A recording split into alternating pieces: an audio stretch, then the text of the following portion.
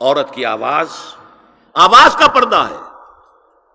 اب دیکھیے کس حد تک نماز میں اس وقت عورتیں بھی شریک ہوتی تھیں، اگرچہ حضور نے فرمایا مردوں کی صف بہترین سب سے آگے والی ہے اور سب سے بری صف سب سے پیچھے ہے، کیونکہ اس کے پیچھے پھر عورتوں کی صف ہوتی تھی، اور عورتوں کے لیے سب سے اچھی صف سب سے پچھلی والی ہے اور سب سے بری سب سے آگے والی ہے۔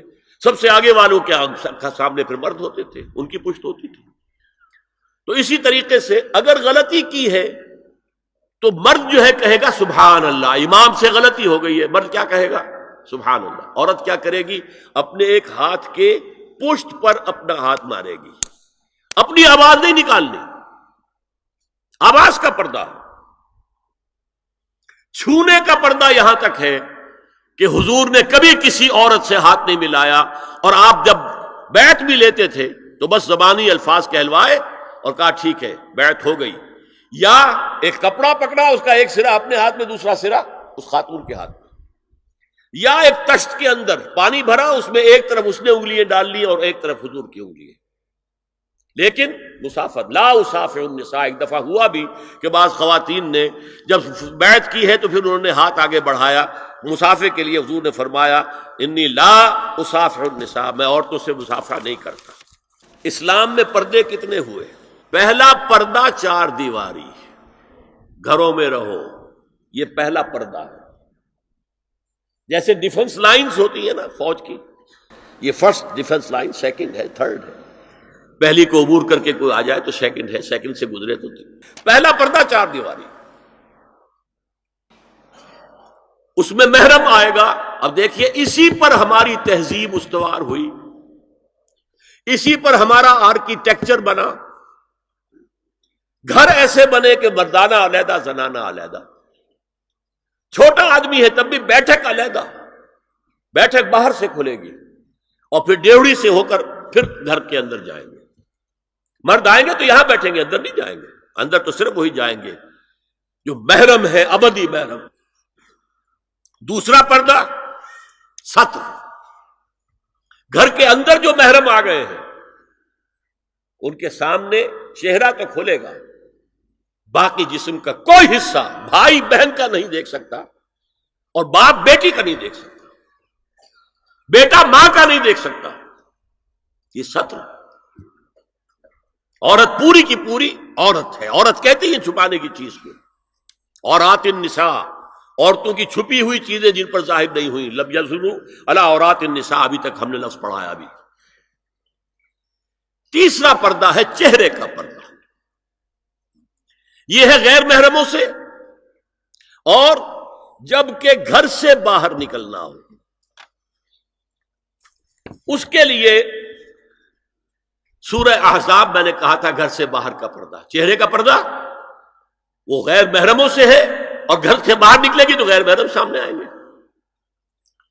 یا ایھا النبی قل لازواجک وبناتک ونساء المؤمنین یدنین علیہن من جلابیبہن ذالک ادنی ان یعرفن فلا یؤذین وکان اللہ غفورا رحیما۔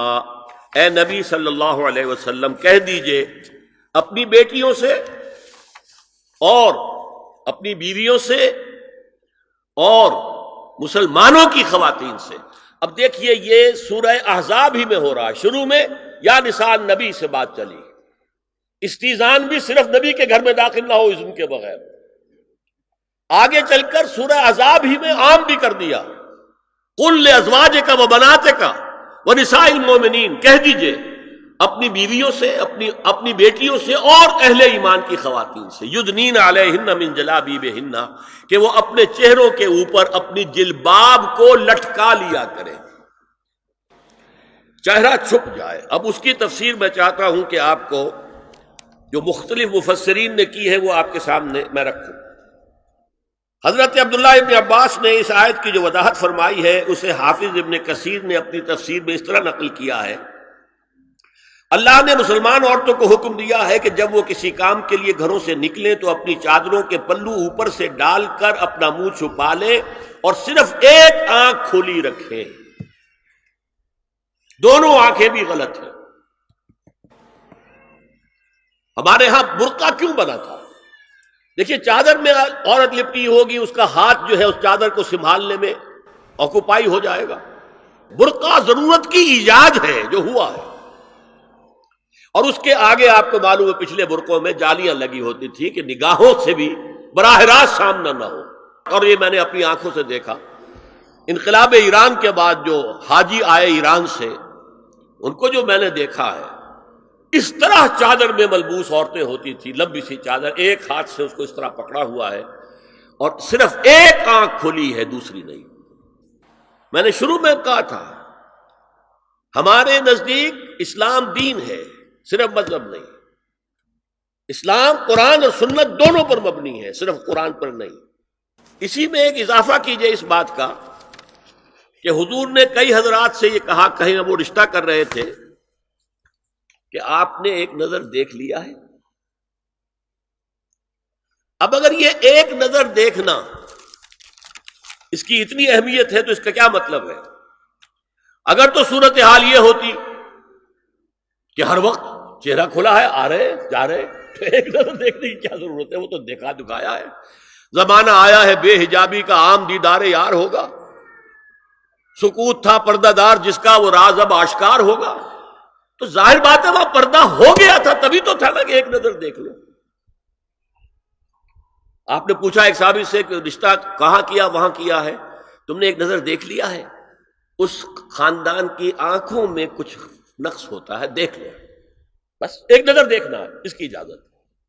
تو یہ اجازت ہونا اس کا خود ثبوت ہے کہ عام حالات میں عورت جو ہے وہ دکھائی نہیں دیتی تھی، بلکہ وہ پردے میں رہتی تھی۔ مسلمان جدید تعلیم یافتہ دانشوروں کی منافقت، وہ کہتے ہیں یہ پردہ وردہ سب مولویوں کی ایجاد ہے۔ کبھی کہہ دیتے ہیں یہ تو ہندوستان میں راجپوتوں کا پردہ ہوتا تھا تو مسلمانوں نے یہاں یہ پردہ ایجاد کر لیا۔ میں نے دیکھا ہے عرب کی بدو خواتین کو مکے سے مدینے جاتے ہوئے نظر آتی ہیں۔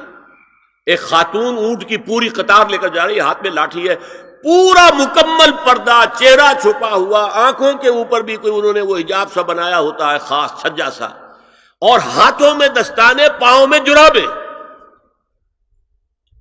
یہ کون سے راجپوتوں کا پردہ سعودی و عرب کی جو ہے ریگستانوں میں پہنچ گیا؟ بدو جب آتے ہیں اپنی عورتوں کو اسی حال میں لے کر آتے ہیں، اور ان کا یہ ہے کہ وہ احرام کا معاملہ بھی یہ ہے کہ یہاں چھجا بنا کر آگے چادر لٹکا لیتے ہیں، صرف چہرے سے مس نہ کرے بس۔ اور وہ پھر اپنی خواتین کو جب طواف کراتے ہیں تو ان کے گرد گھیرا ڈال لیتے ہیں، ہاتھ سے ہاتھ پکڑ کر، تاکہ کسی اور کے ساتھ ان کا نہ کندھا لگے اور نہ کوئی اور جسم کا حصہ بس۔ یہ پردہ وہاں کہاں سے آ گیا؟ سر سید کا واقعہ تو میں آپ کو بتا چکا ہوں۔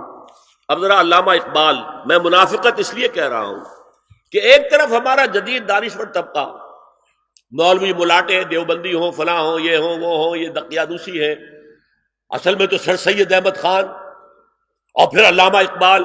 علامہ اقبال کا حال کیا ہے وہ سن لیجئے آپ۔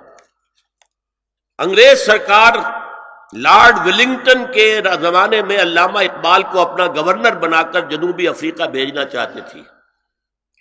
من جملہ دیگر شرائط کے ایک شرط یہ بھی تھی کہ تمام سرکاری تقریبات میں بیگم اقبال ان کے ہمراہ ہوں گی۔ علامہ اقبال نے یہ کہہ کر اس پیشکش کو ٹھکرا دیا، بے شک میں گناہگار مسلمان ہوں اور اعمال کے اعتبار سے مجھ سے بہت سی کوتاہیاں سرزد ہوتی ہیں، تاہم میں اتنا بے غیرت نہیں ہوں کہ محض ایک سرکاری عہدے کی خاطر اپنی بیوی کو بے پردہ کر دوں۔